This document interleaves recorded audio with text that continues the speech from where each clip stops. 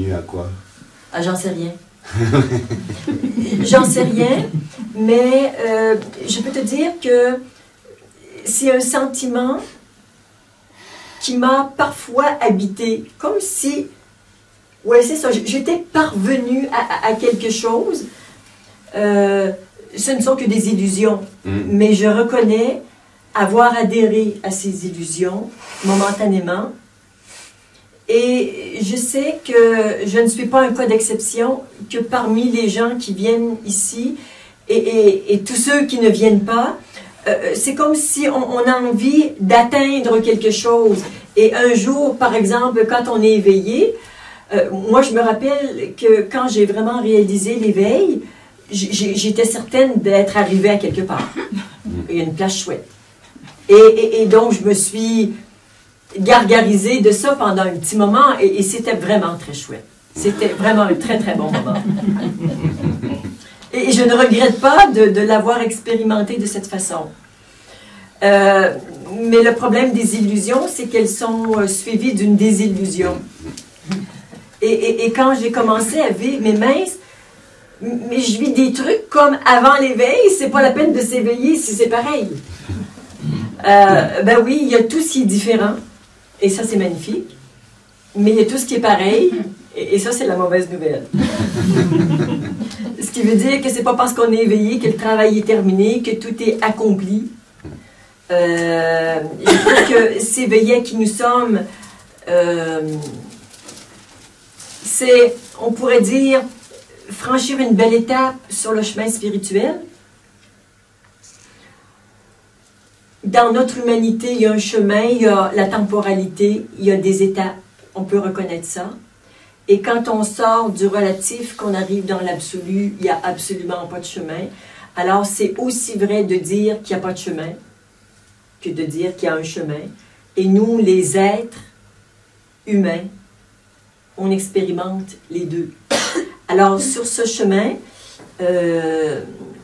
s'éveiller à qui nous sommes, c'est aussi fabuleux que d'avoir son diplôme de maternelle. C'est pas le doctorat, c'est pas le baccalauréat, c'est la maternelle sur le chemin spirituel. Mais bien, on peut commencer notre primaire après. Et on verra bien pour le secondaire si on ne redouble pas trop d'années. Ouais, donc, ce que je peux observer sur ce chemin, c'est que l'éveil m'a un peu donné ça, mais donné cette impression que j'ai vite perdue. Et puis 5 ans après, il y a eu la réalisation, c'est-à-dire la fin complète de l'ego. Je ne savais pas que ça existait, je l'ai découvert et j'ai cherché les livres qui pouvaient mettre des mots sur mon expérience.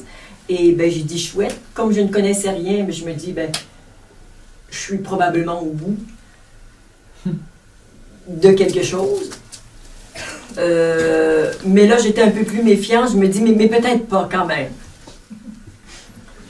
Et je suis rapidement tombée sur un test des bouddhistes qui disent qu'il y a 23 niveaux de réalisation. Je dis, bon, ok, il y a une marge. Alors on continue, on ne sait pas où on va, mais on y va. Et ceux qui étaient ici présents au stage, d'une part de la Ciotat dans le sud de la France et en Ardèche, qui était un grand stage, un stage d'initiation pour moi, où tant d'illusions ont encore fichu le camp. La surprise, c'est que si on perd des illusions, c'est qu'on en avait. Et c'est au moment où on les perd souvent qu'on se rend compte de tout ce qu'on avait. Et ce qui est resté comme réalité profonde, mais vraiment la seule chose qui existait, et c'était encore plus dense, ça existe toujours, mais c'était d'une densité phénoménale. Il n'y a rien. Et j'étais comme prise dans une colonne de rien, d'une telle densité. Et le seul endroit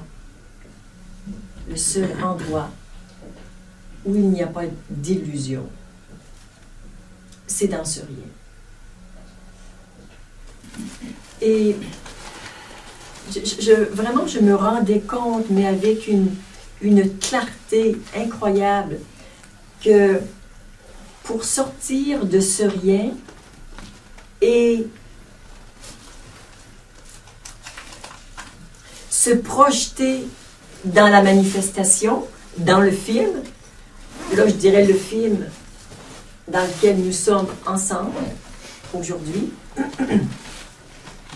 c'est qu'il y a toujours le film et le non-film, et là on va regarder le film pour que ce film puisse exister, pour que je puisse parler, pour qu'on puisse être dans cette conscience des formes. Il est absolument essentiel d'avoir des illusions. C'est essentiel. Et je me rends compte que dès que nous voyons la vérité pure d'une chose, elle se décrit. Il n'y a plus rien.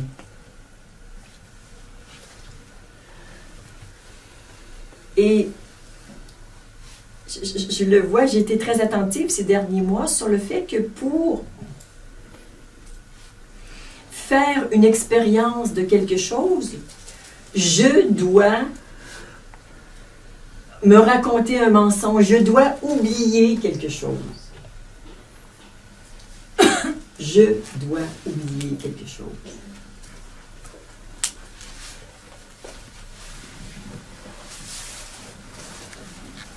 Et on s'engage dans une expérience qui est parfois difficile, parfois pas. Et dès qu'on a tout vu de l'expérience, y compris le fait que mince, c'est moi qui me suis créé ça, ça lâche.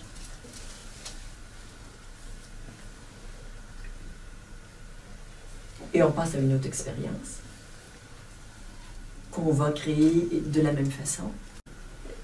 J'entends parfois les gens, et je crois avoir dit des trucs comme ça. La vie m'envoie ça, ou l'univers m'envoie ça. C'est il y a 1 an et quelques, quand j'ai commencé à devenir pranique, donc m'alimenter essentiellement de prana. Je me disais, moi, le prana, ça ne m'intéresse pas, mais si la vie veut que je sois pranique, ça se fera. Et j'étais sincère. Jusqu'à ce que le processus commence et que je me rende compte que la vie ne voulait pas ça pour moi, c'est moi qui voulais ça. Mais moi, dans le fond, c'est moi bien caché. Ah ben c'est moi, ben oui. Ben, je peux prendre mes responsabilités et de voir que c'était une aspiration de mon âme. Et que j'ai demandé à mon corps s'il était d'accord d'être pranique. Il a dit oui, plus de digestion, tranquille, c'est bien ça. Puis en même temps, mon corps, il me dit, oh là là là là, mais tous ces goûts, toutes ces choses qui sont si bonnes, non mais tu y penses pas, mais arrête tes conneries. On continue à manger. Alors le corps, il était d'accord et pas d'accord en même temps. Mais le corps a sa propre vie. Et je demandais à ma tête, j'ai dit, mais ma tête, es-tu d'accord qu'on soit pranique? Et ma tête, elle dit, ben oui, moi, toutes mes croyances, toi, on regarde, on peut vivre sans se nourrir d'aliments solides. Toi, j'avais toutes les belles petites croyances, toutes prêtes, c'est bon. Et puis, au cours du processus, évidemment, ça réveille des mémoires de morts de faim. J'ai retrouvé des morts de camps de concentration, morts de faim, bon, des trucs pas sympathiques. Alors ma tête a dit, oh là là, ça va pas du tout, on arrête tout ça, hein, c'est... Ben non, on a commencé, on continue. Alors, dans la tête, il se passe des trucs, dans le corps, il se passe des trucs, mais évidemment, ce sont les aspirations de mon âme auxquelles j'accorde le plus d'importance. Donc, voilà, ça a duré 1 an et maintenant, j'ai repris la nourriture, tout le monde est content. Mais j'ai fait l'expérience que j'avais envie de faire.